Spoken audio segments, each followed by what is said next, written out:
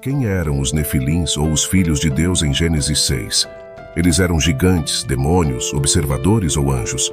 Neste vídeo, vamos juntos examinar a palavra de Deus, a Bíblia, para descobrir a verdade, em vez de fazer suposições sobre isso. Vamos direto para as Escrituras. Gênesis capítulo 6, versículos de 1 a 4 diz: Quando os homens começaram a multiplicar-se na terra e lhes nasceram filhas, os filhos de Deus viram que as filhas dos homens eram bonitas e escolheram para si aquelas que lhes agradaram. Então disse o Senhor: Por causa da perversidade do homem, meu espírito não contenderá com ele para sempre, e ele só viverá 120 anos.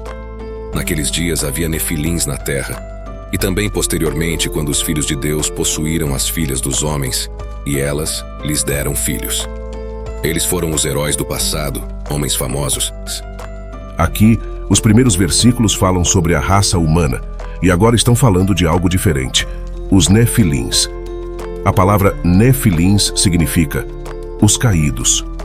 Há muitos debates sobre isso.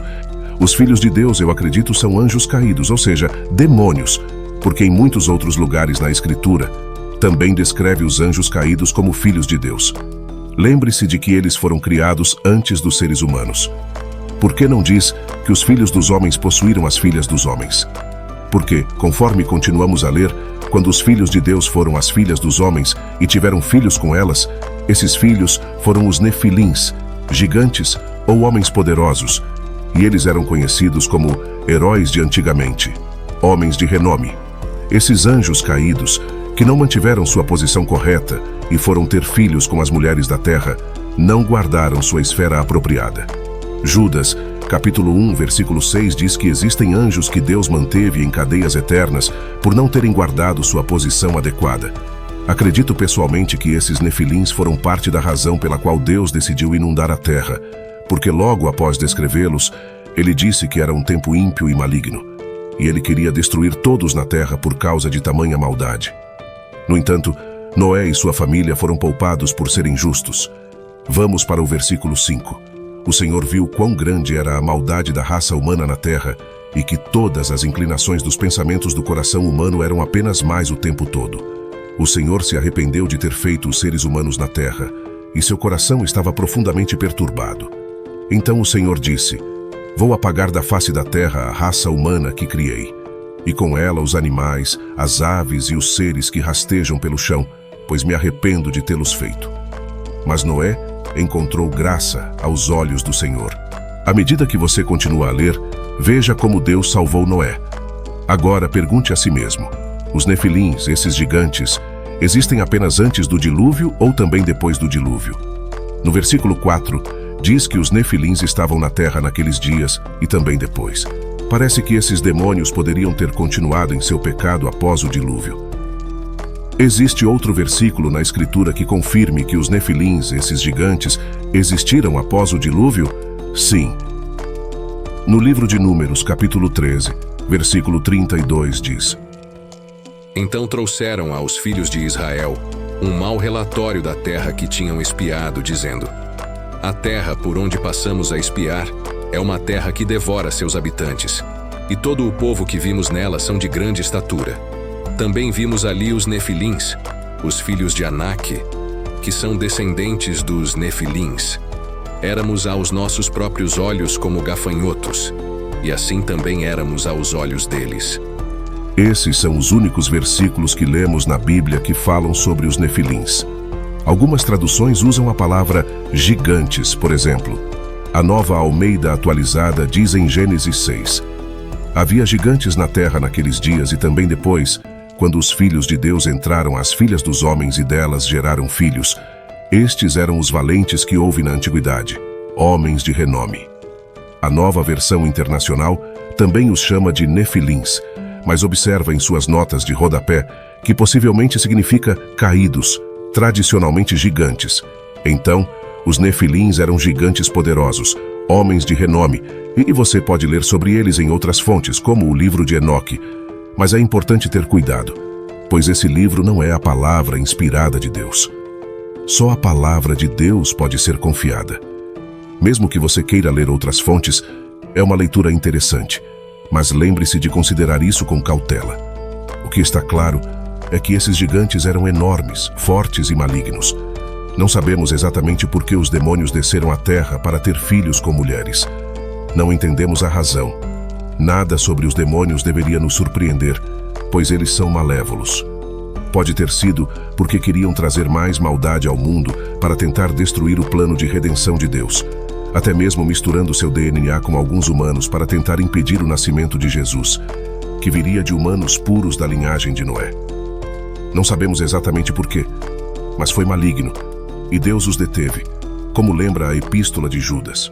E os anjos que não ficaram dentro de sua própria posição de autoridade, mas abandonaram sua morada adequada, ele os manteve em correntes eternas, sob trevas sombrias até o julgamento do grande dia. Assim, Deus deteve esses demônios, mas o DNA deles já estava presente nesses homens de renome, nos Nefilins e também em seus descendentes. Ao longo dos anos, esse DNA permaneceu, mas gradualmente enfraquecendo, o que provavelmente explica por que temos todos esses registros de gigantes. Naturalmente, os evolucionistas podem argumentar, pois estão tentando esconder isso, mas vamos dar uma olhada em alguns exemplos. Sabemos que o imperador romano Maximus Thrax tinha 2,6 metros de altura. Ele usava um bracelete de sua esposa como anel de polegar. Quando olhamos para as escrituras, lemos sobre Og, o rei de Bazã, que era enorme conforme dito em Deuteronômio, capítulo 3, versículo 11. Somente Og, rei de Bazã, ficou do restante dos Refaíns. Eis que a sua cama era uma cama de ferro. Não está em Rabá dos filhos de Amon? O comprimento dela era de 9 côvados e a sua largura de 4 côvados, segundo o côvado de um homem comum. Isso significa que a cama dele tinha 4 metros de comprimento, o que é enorme. Outro exemplo é encontrado em 1 Crônicas, capítulo 11, versículo 22. Benaías, filho de Joiada, homem de Cabzeel, de grandes feitos, matou os 2 leões de Moabe. Também desceu e matou um leão, um dia dentro de uma cova, quando havia neve. Também matou um homem, um egípcio, homem de estatura 5 côvados, e na mão do egípcio havia uma lança como a lançadeira de tecelão. Benaías desceu a ele com um bordão e arrancou-lhe da mão a lança, e com ela o matou. Este egípcio tinha cerca de 2,3 metros de altura. Sim, ocasionalmente, mesmo nos tempos modernos, encontramos pessoas muito altas, mas geralmente isso ocorre devido a uma condição médica, e essa condição não as tornaria grandes guerreiros. No entanto, esses homens eram lutadores, eram guerreiros fortes. Agora vamos considerar Golias. Eu acredito que Golias era menor do que os Nefilins originais, mas ainda era um cara bastante grande. 1 Samuel, capítulo 17, versículo 4 descreve Golias. Um campeão saiu do acampamento filisteu chamado Golias de Gate, que tinha altura de 6 côvados e 1 palmo. Golias tinha cerca de 2,74 metros. Ele era imponente, carregando 57 quilos de armadura e com uma lança como um feixe de tecelão. Golias era gigante. Gostaria de salientar que havia muitos caras grandes naqueles dias, descendentes dos gigantes, assim como Golias de Gate. Também sabemos que Golias tinha irmãos. Agora voltemos aos registros anteriores dos Nefilins nas Escrituras. Já sabemos que os anjos caídos, esses demônios, vieram, dormiram com as mulheres da terra, e então você obteve esses Nefilins, esses gigantes poderosos e enormes, homens de renome. Mas foram esses demônios, esses anjos caídos, que os criaram. Isso pode ser de onde obtemos outras histórias de deuses que desceram à terra e tiveram filhos com as mulheres, como Zeus, mas na realidade eram apenas demônios. É daí que surgem essas histórias de semideuses como Hércules, Perseu e Aquiles. Algumas pessoas naquela época, que não seguiam a Deus, podem ter pensado que esses demônios, esses anjos caídos, eram uma espécie de deuses, porque eram fortes e poderosos. Já sabemos que os demônios têm poder e que mentem, enganam os seres humanos. Mas as Escrituras dizem que por trás de todo Deus falso há um demônio. É claro que os demônios podem se passar por deuses para enganar as pessoas longe de Jesus Cristo, porque há apenas um caminho, uma verdade, e esse é Jesus Cristo. No entanto, eles querem criar todos esses outros caminhos para as pessoas seguirem. Às vezes, até mesmo dentro da igreja, eles fingem ser anjos ou até Deus, como descrito em 2 Coríntios, capítulo 11, versículos 13 a 15. Pois tais homens são falsos apóstolos, obreiros fraudulentos, disfarçando-se como apóstolos de Cristo. E não é de admirar, pois até Satanás se disfarça como anjo de luz.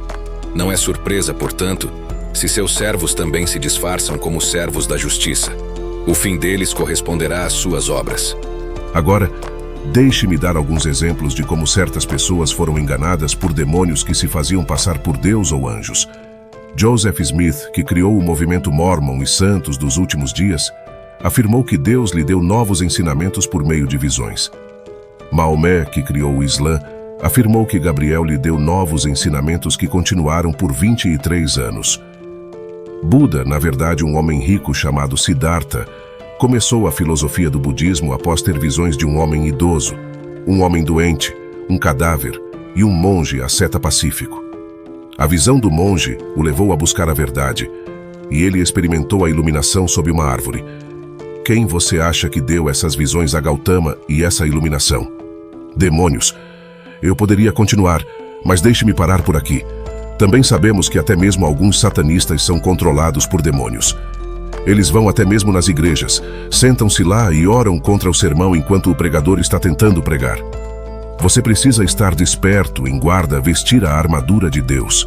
Você precisa ter cuidado para discernir as falsas doutrinas da verdade, da palavra de Deus. Porque sabemos que, quanto mais nos aproximamos do fim, haverá mais e mais falsos mestres, falsos profetas e falsas doutrinas, e agora também na igreja. Mais e mais pessoas querem ouvir falsas doutrinas que agradam aos ouvidos, coisas que suas naturezas carnais desejam ouvir. Como você identifica falsos ensinamentos? É fácil, você só precisa conhecer a palavra de Deus, as Escrituras, porque esta é a palavra de Deus. Portanto, tudo o que está contra a palavra de Deus é mentira, porque esta é a verdade, a única verdade absoluta que temos neste mundo temporário, e ela nunca muda, a verdade nunca mudará. Se você gostou deste conteúdo, deixe o seu like, se inscreva no canal e compartilhe este vídeo com mais pessoas. Nos vemos no próximo vídeo.